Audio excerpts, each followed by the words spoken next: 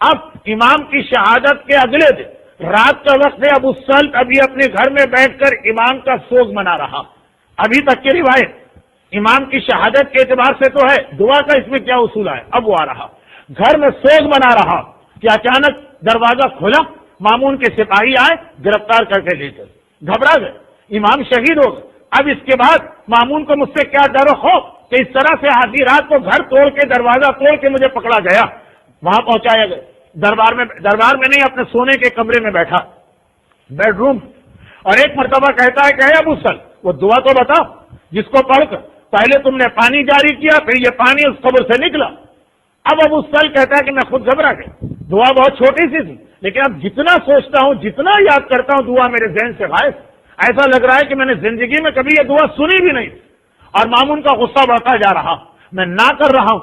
اور وہ یہ سمجھ رہا ہے کہ جیسے اہل بیت کے ماننے والے اکثر اہل بیت کے رازوں کو چھپایا کرتے تھے. 8ویں امام کی جو حدیث میں نے شروع میں آپ کے سامنے پیش کی کہ اللہ کی ایک صفت ہمارے شیعہ میں ہونا چاہیے، چاہے مومنین جانے کے نہ جانے، دشمنان اہل بیت جانتے یا اہل بیت کے راز کو چھپاتے. تو مامون یہ سمجھا کہ یہ چھپا رہا ہے دعا کو. اور ابو سلط کہتا ہے کہ چونکہ امام نے مجھ سے نہیں کہا تھا کہ اس کو چھپانا، اس لیے میں تو بتانا چاہ رہا تھا، لیکن یاد ہی نہیں آ رہا. یہاں تک جب اس نے یہ مامون نے دیکھا کہ اثر نہیں، کہا اس کو اٹھا کے جیل میں ڈال دو. اور اب میں قید خانے میں پہنچ گئے اور بے گناہ بغیر کسی جرم قید خانے میں 1 سال گزر گیا. یہاں بھی روایتوں میں تھوڑا سا اختلاف ہے، لیکن وہ سارے اختلافات تھوڑے لفظ کے اختلاف ہے، تھوڑا راوی کا نریشن الگ الگ ہے، لیکن سب کا میسج مل کر ایک ہی. اب وہ یہ کہتا ہے 1 سال گزر گئے، میں ہر رات کو دعا مانگ رہا ہوں، ہر دن کو دعا مانگ رہا ہوں. قید میں آدمی کا کام ہی کیا ہوتا، دعا ہی دعا مانگتا، اس لیے کہ میں بھی قید میں رہ چکا ہوں. البتہ کوئی چوری نہیں، کوئی ڈاکہ نہیں، کسی کا مال نہیں لوٹا. وہ یہی مسئلہ تھا ضیاء الحق کا ماشاء اللہ اور شیعہ سنی پرابلمس ہے. تو خلاصہ یہ ہے کہ دعا ہی انسان مانگتا، خاص طور پر رات کا وقت. لیکن کہہ رہا کسی دعا کا اثر نہیں. میں 8ویں امام کا اپنا غلام، میں نے اتنے سال امام کی خدمت کی، میں اتنا ان کے قریب رہا ہوں، میرا ایسا اٹیچمنٹ رہا اور کوئی دعا قبول نہیں ہو رہی. وہاں ام ایمن کے واقعات میں ملتا ہے، جناب فضہ کے واقعات میں ملتا ہے کہ دعا مانگتے ہیں اور آسمان سے اللہ ان کی حاجتیں پوری کر دیتا. یہ بھی تو امام کے غلام ہیں اور وقت آخر کے غلام ہیں، وقت شہادت کے غلام، کوئی دعا قبول نہیں ہو رہی. یہاں تک کہ 1 سال گزر اور مامون جیسا بادشاہوں کا طریقہ ہوتا ہے کہ سال میں 1 مرتبہ جیل کا دورہ کرتے ہیں، وزٹ کیا اس نے، جیل کا وزٹ کر رہا ہے، دیکھتا جا رہا ہے، مجھ پر نگاہ پڑ. جیسے ہی اس نے مجھے دیکھا 1 مرتبہ یاد آ گیا اور کہا کہ وہ دعا بتا دو. میں نے کہا مجھے پتہ ہی نہیں، اور قسم کھا رہا ہوں کہ چونکہ امام نے روکا نہیں تھا اس لیے مجھے اعتراض نہیں ہے دعا بتانے میں، لیکن میں بھول چکا ہوں. وہ کہتا بس بہت ہو گیا، اگر تو اپنی ضد کا پکا ہے تو میں بھی ضد کا پکا ہوں. اگر کل صبح تک یہ دعا تو نے نہیں بتائی تو اب جیل میں نہیں رکھا جائے گا، تیری گردن اڑا دی جائے گی. اور اسی وقت جیل کے داروغہ کو کہہ دے کہ مجھ سے کانٹیکٹ نہ کرنا، اگلی صبح کو اس کی گردن اڑا دینا. اور یہ کہہ کہ مامون چلا گیا. اب یہ بادشاہ کا حکم، عورت کی ضد، بچوں کی ضد، بادشاہوں کی ضد، تینوں مشہور. پہلی 2 ضدیں تو آپ روزانہ اپنے گھر میں دیکھتے رہتے ہیں، اور یہ تیسری ضد تاریخ کی. اور آپ کہ 1 مرتبہ کہہ دیا چلا گیا، اس کا مطلب یہ کہ بس یہ نادر شاہیوں کو مرنا یقینی. اب کہتا ہے کہ اس رات کو میں نے گل گڑا کر اپنے زمانے کے امام کو پکارا. سال بھر سے پکار رہا تھا، دعا جو مانگ رہا تھا، کیونکہ ایسے زمانے میں ہے کہ امام موجود، نویں امام، اور ان نویں امام سے یہ ملاقات بھی کر چکا. وہی واقعہ جو شب جمعہ بھی میں نے پڑھا اور آپ ہر سال سنتے ہیں مصائب میں کہ جب نویں امام اپنے بابا کو غسل دینے آئے، یاد بھی ہوگا کہ پہلے تو پہچانے ہی نہیں، گھبرا کے کہا تھا تو کون آ گیا اس گھر میں. اور پھر جو تعارف ہوا پتا چلا کہ یہ تو اس وقت میرے امام. تو بار بار ہم کو پکار رہا. اور فجر کے کچھ قریب، یہاں پہ 2 مختلف ورژن ہے روایتوں کے، دونوں کا خلاصہ ایک ہی. فجر کے کچھ قریب امام، نویں امام ایک بار اس کے قید خانے میں نظر آ رہے ہیں. کہاں مدینہ، کہاں مشرق، زمین و آسمان کا فاصلہ سمجھ لیجئے اس زمانے کے اعتبار امام نظر آ رہے ہیں. اور آنے کے بعد کہتے ہیں کہ ابو سلط تو نے کیوں پکارا؟ کہا فرزند رسول یہ میرا مسئلہ ہے، اگر یہ دعا مجھے یاد نہ آئی تو کل مارا جاؤں گا. اب ایک روایت یہ ہے کہ امام نے اس کو دعا بتائی، اور اگلی صبح کو جب داروغہ آیا اس کو پکڑ کے پھانسی کے پھندے پہ لٹکانے کے لیے، تو اس نے کہا کہ فوراً مجھے ہارون تک پہنچاؤ، مامون تک پہنچاؤ، میں اس کی بات ماننے کو تیار ہوں. اور وہاں گیا اور دعا سنائی، اور مامون کو تم پہلے سے یقین تھا کہ دیکھا آخر تھک ہار کے تو نے میری بات مانی ہی. اس کو کیا یہ معجزہ سناتا اور اسے کیا یقین آتا، اور وہاں سے چھوڑا گیا.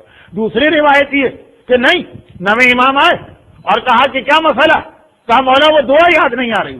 کہا مسئلہ دعا ہے کہ مسئلہ آزادی یا رہائی؟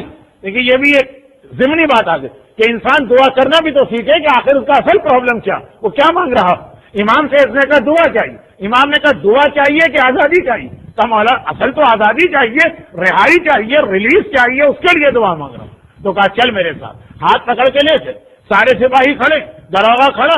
رات کے وقت تو پہرا اور زیادہ سخت ہو جاتا ہے، ان کے بیچ سے لے کے نکلے اور کسی کی نگاہ بھی نہ پڑی یا نگاہ سب کی پڑی، نظر کسی کو نہیں آیا. جس طرح اللہ کا رسول شب ہجرت اسی طرح سے ان کافروں کے درمیان سے نکلا تھا، دیکھ سب رہے تھے لیکن نظر کسی کو نہیں آ رہا تھا.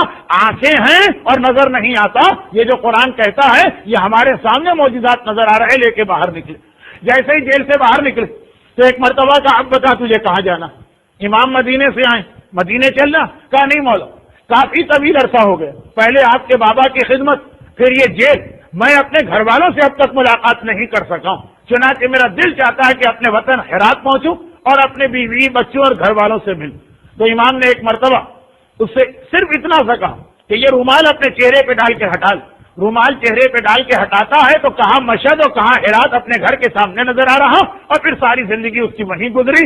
مگر اب یہ دو واقعات کہ یا تو مامون کے پاس جا کے دعا بتا کے رہائی لے کے آیا، اور یا پھر خود امام نے بغیر دعا بتائے اس کو کیسے رہائی دلوائی. اتنا سا اختلاف ہے لیکن شروع سے لے کے باقی سارا واقعہ یکساں.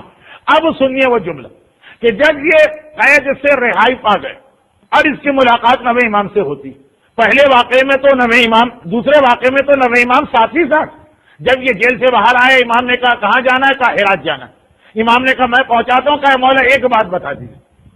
اور پہلے واقعے میں یہ ہے کہ جب مامون نے رہا کیا تو پہلے مدینے آ کے نویں امام کی زیارت کی، پھر ہرات گئے اور پوچھا نویں امام سے کہ مولا ایک بات بتا دی، سال بھر آپ کے بابا کا غلام آپ کو پکارتا رہا، جس نے آپ کے بابا کی اتنی خدمت کی، جو اتنا عقیدت مند ہے آپ کے خاندان، سال بھر اس نے آپ کو پکارا.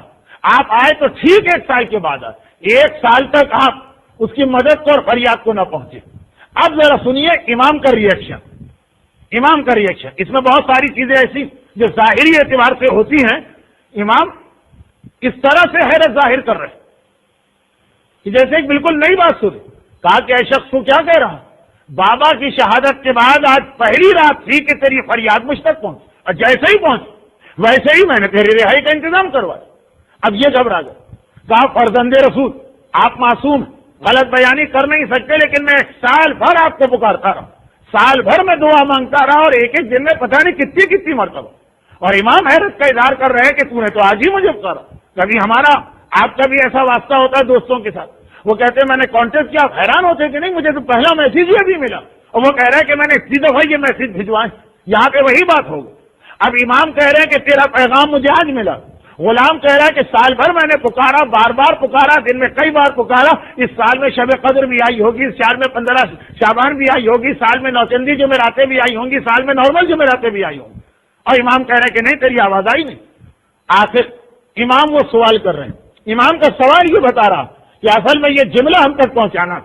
امام نے کہا یہ بتا کہ آج کی رات جو تو نے مجھے پکارا کیا اسی طریقے سے پکارا جیسے سال بھر پکارتا رہا یا کوئی فرق پڑ گیا؟ کہا مولا پکارا اسی طرح، لیکن اتنا مجھے یاد ہے کہ چونکہ آج مامون یہ کہہ کر گیا کہ اگر کل صبح تک تو نے مجھے یہ دعا نہ بتائی تو میں تجھے قتل کر دوں گا، تو آج میری عجیب کیفیت تھی کہ میں دعا مانگ رہا تھا، نہ نیند آ رہی تھی، نہ بھوک لگ رہی تھی، نہ پیاس لگ رہی تھی، نہ آرام کی خواہش تھی، نہ دماغ میں کوئی خیال آ رہا تھا، نہ ذہن کہیں اور جا رہا تھا.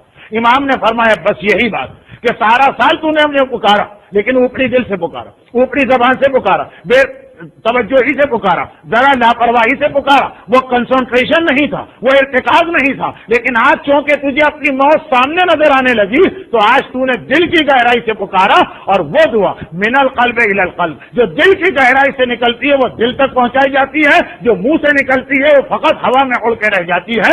الفاظ میرے ہیں، مفہوم امام کا ہے. امام فرماتے ہیں کہ دیکھ دعا وہی قبول ہوتی اور وہی بارگاہ الہی میں پہنچتی ہے جب پوری توجہ کے ساتھ پکاری جائے.